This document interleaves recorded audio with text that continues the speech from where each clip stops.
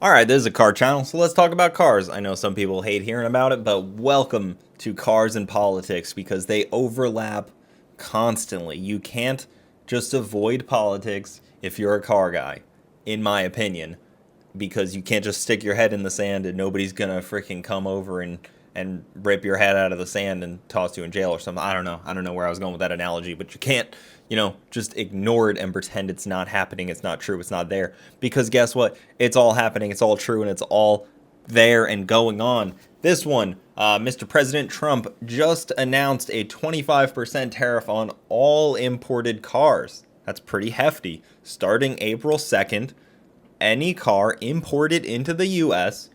will get a 25% tariff. So let me explain kind of how that is. So if you have a $50,000 car, say it's coming from Germany, that will add $12,500 to that price. So it'll be like a $62,000 car at that point. That's kind of how it works. And, if you got a $100,000 car, I guess it adds like $25,000.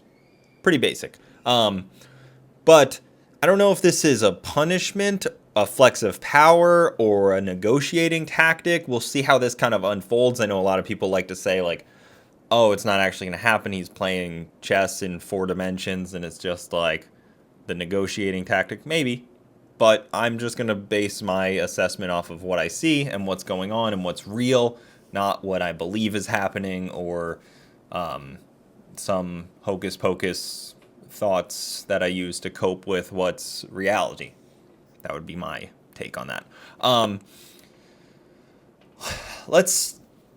Let's like step back a little bit too, because this is going to separate what's a real import or a fake import. Now, I just made a short video, like a TikTok and a short talking about this the other day. What is an import? We have to first decide what an import is. So are we talking assembled in the US? If it's parts brought in on a pallet, loaded into a hopper, and then assembled by robots and nobody really touches them, is that imported? I don't know. Are we going raw parts? Are we going raw metal? Are we going just completed cars, ready, run and drive? Are you only importing cars that are like pre-purchase ready type of thing, where they have the plastic on the seats, like the full deal, but you can bring all the parts in and have them assembled by the lowest bidder? That's fine. Where are we drawing the line here? Because I think that's honestly the more important question to have than just say imports.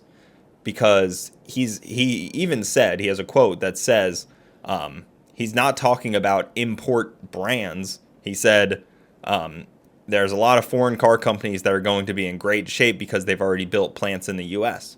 So that means that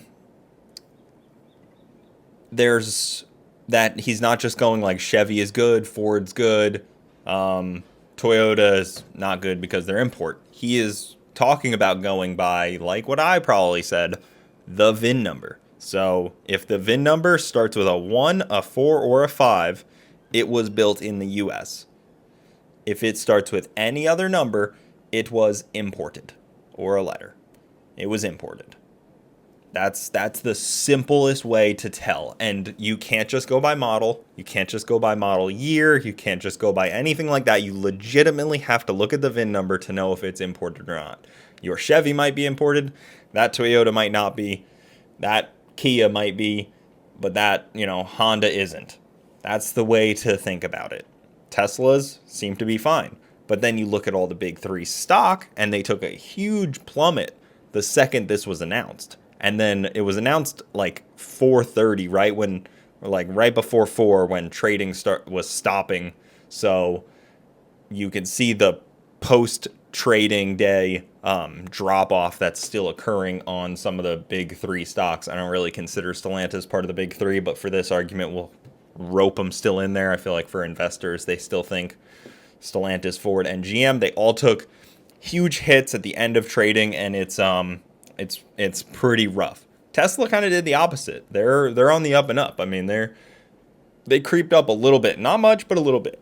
And we know they make most of their vehicles. They make all of their U.S. vehicles in the U.S. They make vehicles all around the world, but all their American vehicles are made in the U.S. on U.S. soil. So they're pretty in the clear. Might also be to help them. But this is like to go back to that original thought is, where do we draw the line? Can a car company import all of the raw parts and it just be tossed together in Texas, El Paso on the other side of the border, and that be considered American made? There might not even be like 5 people working in the factory if it's all just robotics. It might not be UAW. Who knows? What are we?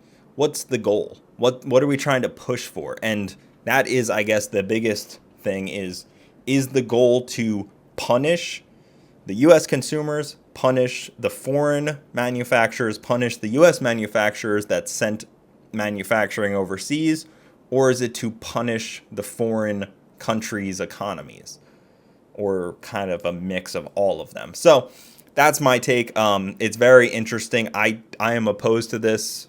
I'm opposed to tariffs in general. I'm opposed to taxes and large federal government. You guys know my stances on all this stuff. I think that this is all inflationary. I think every single car in the U.S., if this lasts a year or 2 years ish, maybe. I mean, I don't know. You have to assume it's real and it's going to be implemented and it might last a year or two. Maybe. Let's just assume it lasts 2 years. All cars in the U.S. will get more expensive. First the new cars, then the used cars will all get more expensive. If new cars go up, used cars go up. This is inflationary. It is crazy to say it is not, because it is. But maybe in the distant future, everything starts to become better. There's better jobs in the U.S. There's more manufacturing, but I don't know. It's hard for me to believe that there's going to be a lot of factories pop up over 25%. But again, I think that wording is really important there, and how this gets implemented on what part of the process, how it's connected by parts, and what the import is, and what is considered an import. Do you charge a 25% tariff on the alternator that comes from Mexico, or do you just charge a full car? Those are the questions I have that I would love the answers to. Maybe some of you guys know, maybe that answer is already out there, but again, I don't, and it's not even very clear what percentage of these cars and like what percentage of Chevys are assembled in the US versus made in the US versus parts abroad. Like, all of that stuff's even hazy, so it's going to be really interesting to see how this is navigated come April 2nd, because this issue's pressing very soon. But that's about it. Thank you guys so much for watching. If you guys would like to call me an idiot and tell me I'm wrong and tariffs are the best thing that'll ever happen, and, you know, back before there was income tax, we used to have tariffs that were a whopping 3% on imported goods, and we used to import pretty much nothing because it wasn't a, you know, gigantic consumer economy like it is now. And if you want to compare us to, you know, 1800s US, that's fine. That seems really reasonable. We're still pretty much in that same time frame, I guess. It's very similar people. Really, yeah, same. But if you guys want to do any of that, feel free to leave it in the comments. Love to hear from you guys. Thank you so much for watching. Subscribe, and I will see you next time.